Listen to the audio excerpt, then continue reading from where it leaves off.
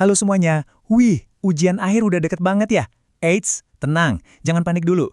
Dalam beberapa menit ke depan, kita bakal kupas tuntas semua materi budaya demokrasi yang wajib banget kalian kuasai. Anggap aja ini rangkuman kilat paling jitu buat kalian. Siap? Yuk kita mulai. Oke, kita langsung gaspol ya. Kita mulai dari yang paling dasar, yaitu fondasinya. Ini konsep yang benar-benar harus kalian pegang. Kalau ini udah ngerti, percaya deh, soal-soal berikutnya bakal jauh lebih gampang. Nah, pertanyaan pertamanya, dan ini krusial banget. Sebenarnya, apa sih yang dimaksud dengan budaya demokrasi itu? Ini nih, jantung dari semua pembahasan kita. Nah, ini dia definisi kuncinya. Jadi budaya demokrasi itu bukan cuma soal pemilu 5 tahun sekali atau tentang peraturan pemerintah aja ya. Ini jauh lebih dalam dari itu. Ini tentang cara kita berpikir, keyakinan kita, dan yang paling penting, perilaku kita sehari-hari yang mendukung sistem demokrasi. Kata kuncinya, pola pikir dan perilaku kita semua. Biar gampang ngebayanginnya, coba deh pikirin ini kayak fondasi bangunan. Sebuah negara bisa aja punya aturan dan konstitusi yang kelihatannya demokratis banget. Tapi, kalau masyarakatnya nggak punya pola pikir yang demokratis, sistem itu bakal rapuh. Persis kayak gedung super mega tapi fondasinya kropos. Tinggal tunggu waktu aja buat runtuh kan? Oke, kalau tadi kita ngomongin fondasi, sekarang pertanyaannya, apa sih pilar-pilar yang bikin fondasi itu jadi kokoh? Nah, inilah dia nilai-nilai inti yang jadi penopangnya. Ini dia 3 nilai sakti yang wajib nempel di luar kepala buat ujian nanti. Pertama, kedaulatan rakyat. Artinya simpel, kekuasaan tertinggi itu ya ada di tangan kita, rakyat.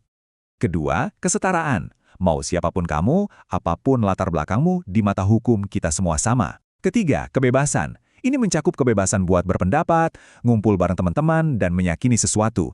3 ini intinya. Oke, udah cukup ya teorinya. Hehe, sekarang kita coba lihat gimana sih nilai-nilai tadi muncul dalam kehidupan nyata kita. Hal-hal yang bisa kita lihat dan rasakan langsung setiap hari. Kalian nggak perlu cari jauh-jauh loh. Nilai-nilai demokrasi ini sebenarnya udah kalian praktekkan hampir setiap hari. Ya di sini, di lingkungan sekolah. Contoh paling gampangnya, pemilihan ketua OSIS. Setiap kali kalian masuk ke bilik suara, terus nyoblos calon pilihan kalian, sadar nggak kalian itu lagi menjalankan kedaulatan siswa? Ini tuh miniatur partisipasi politik, sebuah latihan demokrasi yang nyata dan berharga banget. Oke, dari sekolah kita coba geser sedikit lebih luas yuk. Sekarang kita lihat di lingkungan tempat tinggal kita. Pernah nggak ikut rapat RT buat nentuin jadwal kerja bakti atau acara 17-an? Nah, itu dia demokrasi dalam praktiknya. Setiap warga bebas kasih usul. Ini wujud kebebasan berpendapat buat cari jalan tengah terbaik. Ini bukti nyata kalau demokrasi itu bukan cuma soal menang atau kalah suara, tapi juga tentang diskusi bareng dan gotong royong untuk mencapai mufakat. Tapi ya gitu, namanya juga sebuah proses, perjalanannya nggak selalu mulus kayak jalan tol. Menerapkan nilai-nilai demokrasi di Indonesia itu punya tantangannya sendiri, dan ini nyata banget. Mulai dari korupsi yang, jujur aja, bikin kita jadi nggak percaya sama sistem. Terus ada intoleransi, yang mengancam prinsip kesetaraan kita. Ada juga banjir hoaks di media sosial yang bikin pusing, sampai kadang-kadang partisipasi politik kita yang masih rendah. Memahami tantangan ini penting supaya kita punya gambaran yang utuh tentang kondisi demokrasi kita saat ini.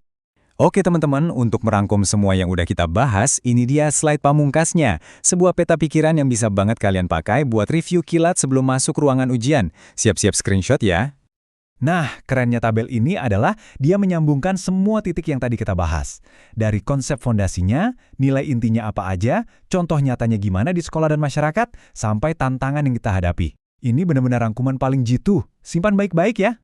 Jadi poin terpentingnya adalah ini, jangan sampai pemahaman ini berhenti cuma buat ngejar nilai ujian.